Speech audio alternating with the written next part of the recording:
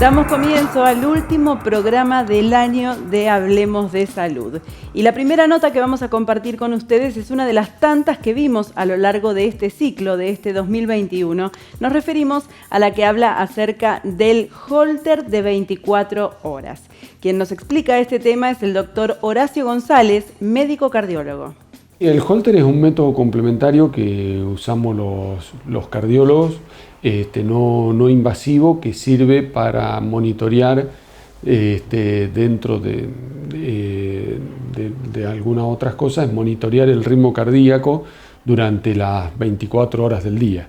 Es un estudio que no es cruento, se coloca un aparato con unos cables que tienen más o menos el tamaño de tamaño pequeño, y el paciente se lo lleva durante las 24 horas del día con una hoja de ruta en la que tiene que ir marcando los síntomas que percibe, como así también en los horarios en que duerme, se levanta, y bueno, eso nos permite para poder detectar algún tipo de arritmias.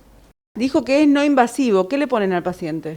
No, se pone, básicamente es como si fuera un electrocardiograma, nada más que durante las 24 horas del día. Se va con unos electrodos, con unos cablecitos y un aparato que hoy en día ha disminuido mucho de tamaño, y el paciente lo lleva durante las 24 horas del día. Hay en ocasiones excepcionales que se puede hacer un monitoreo, que hay que se programa el aparato para hacer un monitoreo de 48 horas más o menos. Dijo que es para detectar arritmias. ¿A qué pacientes se les recomienda hacer este estudio?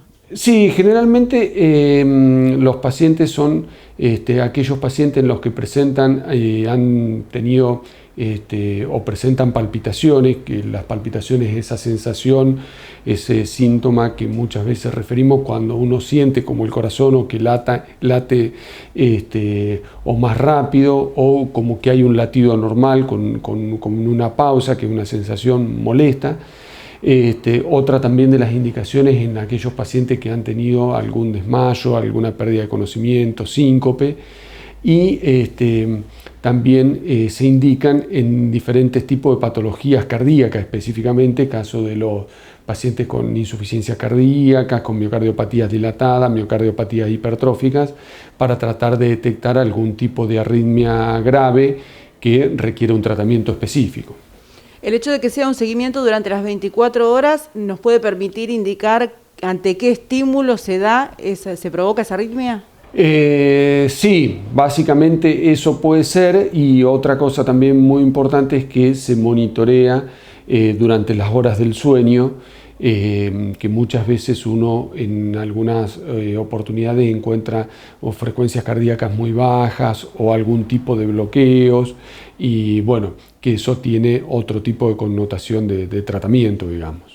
Pero esas son las que el paciente no se da cuenta, y entonces a través de este estudio... Exactamente, claro. A veces el paciente no tiene síntomas, o bien ha tenido episodios de mareos o de desmayos, y uno realiza el Holter y lo que observa es que aparece algún grado de bloqueo o algunas pausas. Pausa significa como que el corazón por un ratito deja de latir, y bueno, en ese caso es importante realizarlo porque muchas veces determina la indicación o no de un marcapasos. Como también en determinadas patologías cardíacas específicamente determina la aparición de arritmias graves que pueden poner en riesgo la vida del paciente, y en ese caso también tendría indicación para colocar algún dispositivo específicamente, y bueno, realmente es una herramienta diagnóstica que en determinadas situaciones sirve justamente para llegar a un diagnóstico más certero y tomar las conductas apropiadas al caso, ¿no?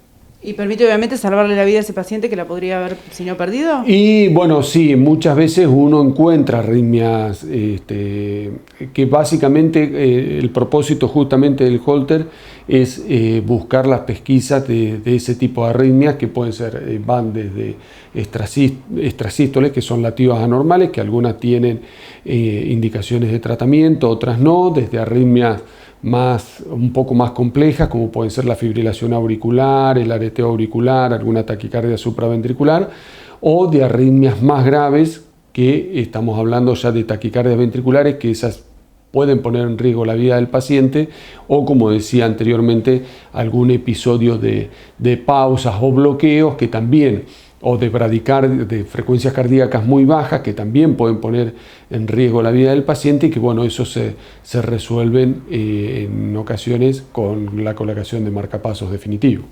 Lo fundamental del estudio entonces es que sin ser invasivo nos permite llegar a un diagnóstico certero. Sí, generalmente sí, es un estudio que no es invasivo, y en general, como todo estudio complementario, complementa, digamos, la presunción clínica del cardiólogo o del médico clínico que lo indica.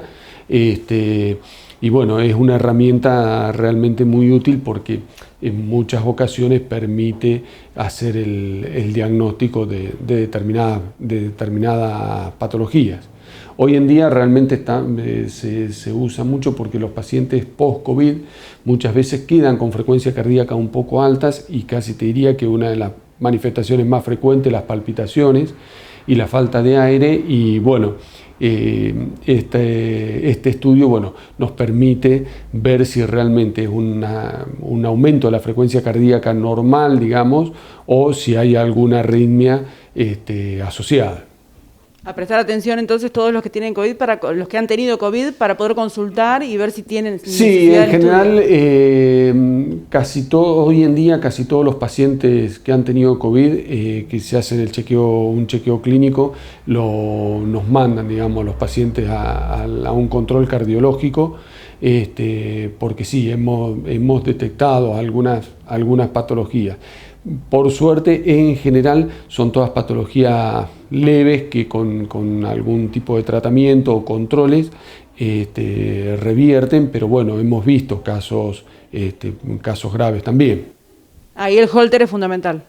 Y el Holter en determinadas cuestiones es importante. Básicamente en el chequeo cardiológico post-COVID, bueno, es fundamental el examen físico, el electrocardiograma, y a veces se complementan con un ecocardiograma Doppler, porque es bastante frecuente la afección de miocarditis, digamos, y y de una ergometría para ver la capacidad funcional con la que quedan los pacientes.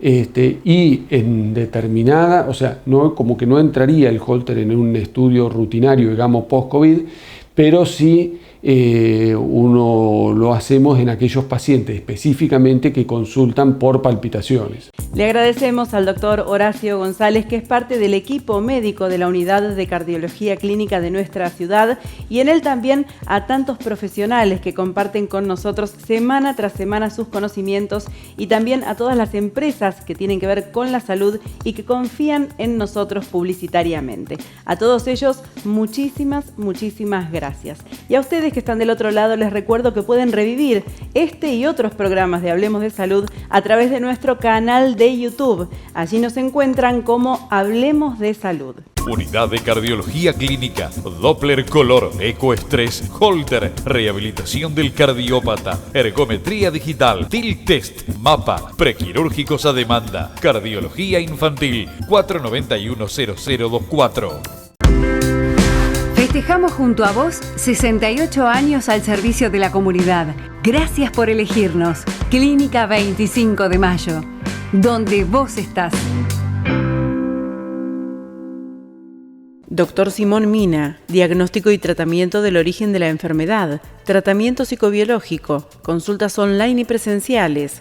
223-635-5032, 223-621-3022, en Capital, 011-430-79-609. Cirugía de nariz, orejas, aumento y reducción mamarios, lifting, cirugía de párpados, abdomen, Centro Integral de Cirugía Plástica Colón, 499-2605. Una de las notas que hicimos junto al licenciado en Psicología Leonardo Pontoriero durante este año tiene que ver con los comportamientos riesgosos durante la adolescencia. La compartimos a continuación. La idea de hoy era conversar un poco acerca de lo que venimos charlando. Últimamente la gente me viene preguntando y me viene comentando algunas cosas que se van generando a partir de las charlas que vamos teniendo. La cuestión de la adolescencia y ese periodo de tiempo de la vida del sujeto donde son adultos jóvenes genera toda una situación de movilización, de dudas, de cuestionamientos, sobre todo en los padres y en los adultos, ¿no? Que muchas veces no saben qué hacer o se encuentran con situaciones que realmente cuestan. Sobre todo en esto que tiene que ver con la adolescencia, ¿no? Hoy quería traerles algo que también tuvo que ver con una pregunta bastante común, cotidiana en este último tiempo, que hace a los temores de los padres en relación a ciertas actitudes, ciertas actividades, ciertas alternativas en donde parece que el adolescente no tuviera conciencia de los riesgos que genera. Salidas a lugares que son peligrosos, exposición a ciertas situaciones que también el adulto lo vivencia como algo peligroso, lugares en la ciudad en donde están directamente asociados a lugares de consumo o lugares de encuentro con chicos y jóvenes que podrían llegar a ser peligrosos.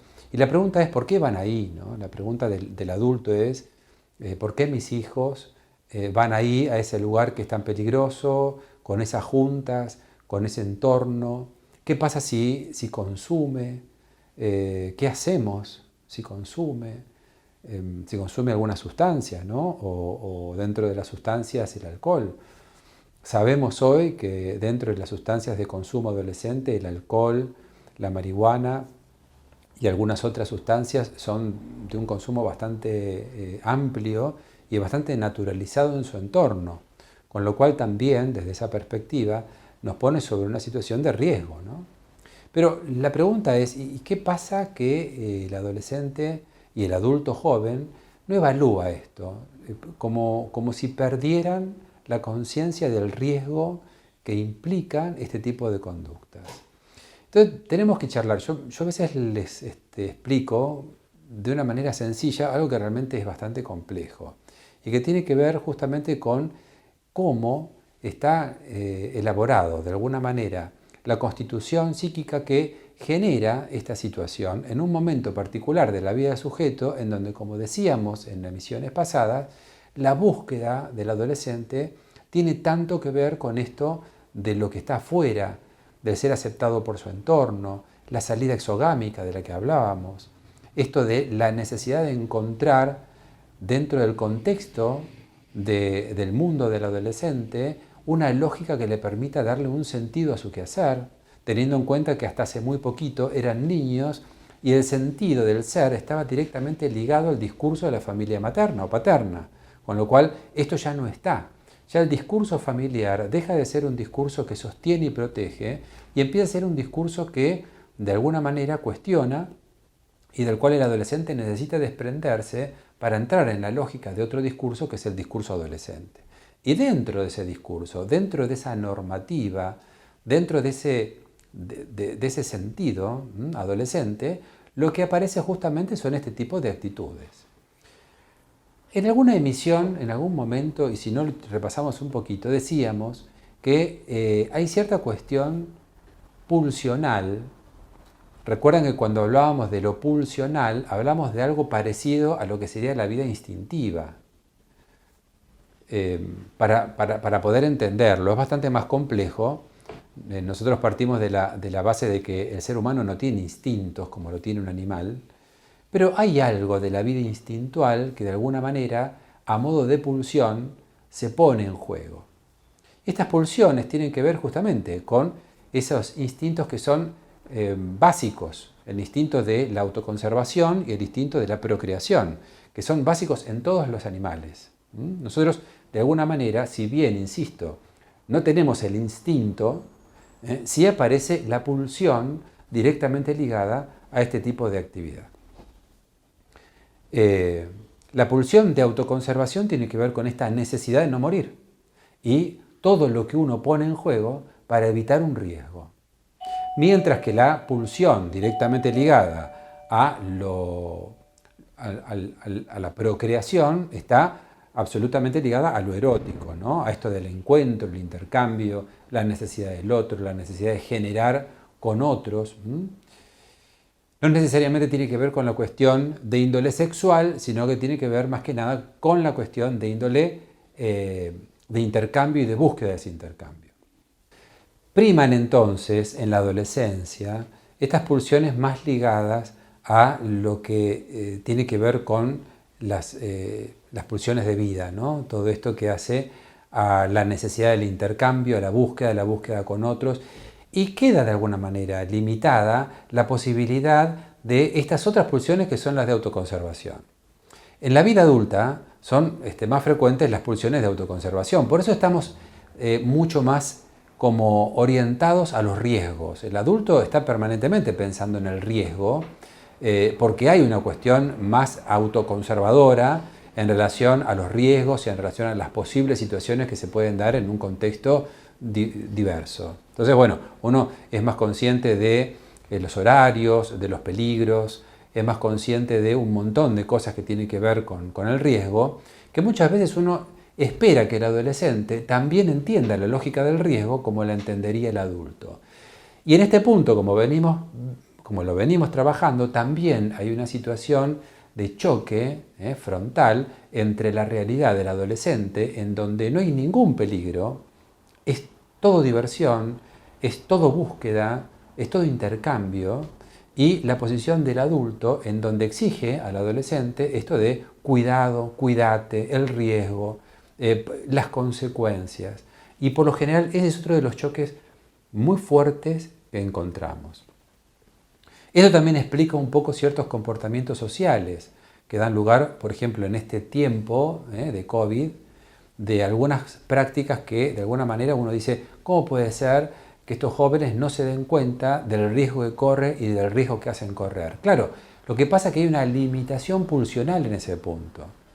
Intrapsíquicamente, en un contexto que no es consciente, el adolescente no sabe que eso está ocurriendo y de alguna manera el hecho de perder los temores hacen que el adolescente y el adulto joven puedan tener un discurrir por la vida de una manera en que el adulto no podría. Entonces, claro, ellos están en una edad en donde deben tener ese comportamiento y esa conducta para poder hacer muchas de las cosas que el adulto no podría hacer. Los riesgos, las consecuencias pueden ser altas, pero también la necesidad de encontrarle un sentido vital, la necesidad de intercambiar con sus pares, la necesidad de generar un contexto de encuentro. Para ellos tiene que ver justamente con el sentido del ser en su mundo. Ese es el discurso, esa es la línea de construcción de realidad del sujeto adolescente, del otro adulto menor. Por eso yo lo quería dejar un poco con esta inquietud, porque muchas veces se escucha esto de por qué el adolescente, por qué el joven hace cosas que lo ponen en riesgo y por qué no actúan responsablemente. Bueno, porque no tienen esa posibilidad y adolecen de esa justamente posibilidad de pensar y sentir el riesgo de sus conductas. Otro agradecimiento que queremos hacer antes de ir a la próxima pausa tiene que ver con los técnicos y las autoridades de los canales locales de Balcarce, Tandil y Maipú, porque siempre tienen para con nosotros la mejor predisposición. Te recordamos también que podés vernos por Facebook, este programa y los anteriores también en nuestro Facebook. Búscanos como Hablemos de Salud. Licenciado en Psicología Leonardo Pontoriero.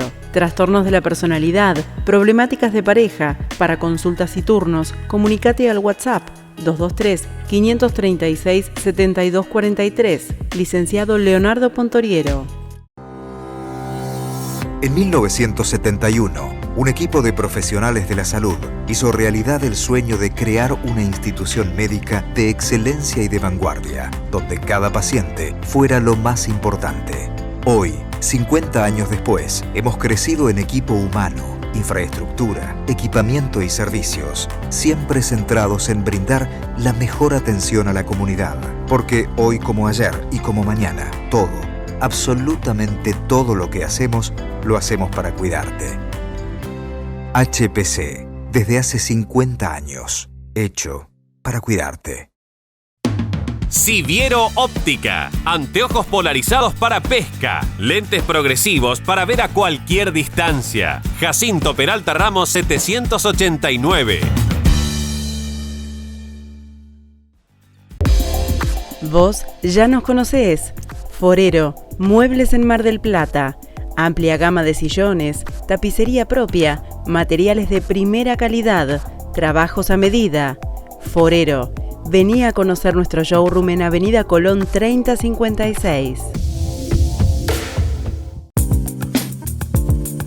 A continuación les proponemos dirigirnos hacia el Instituto Radiológico de la ciudad de Mar del Plata, porque una de las notas que formaron parte del programa durante este año tuvo que ver con la resonancia magnética 3 Tesla, y quien estuvo a cargo de esa explicación fue el doctor Sebastián Costantino.